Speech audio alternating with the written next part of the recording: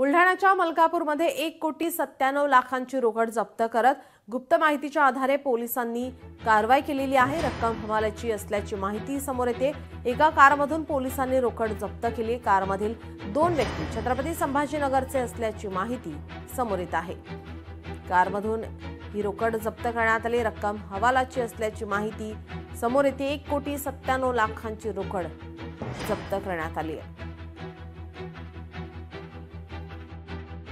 Silver रंगाची Ertiga car मध्ये 2 इसम मलकापूर ते बुलढाणा रोडवरून भरपूर प्रमाणात नगद रोकड घेऊन जात असल्याबाबतची गुप्त माहिती मिळाल्यानंतर मी व माझ्या स्टाफसह आम्ही बोधवड नाका या ठिकाणी नाकाबंदी आयोजन केले। गाडीत कॅश असल्याबाबतची खात्री पटली।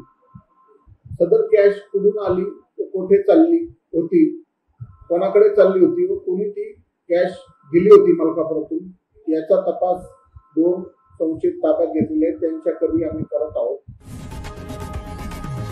लोकशाही मराठी ऐका, पहा, जागरूक रहा।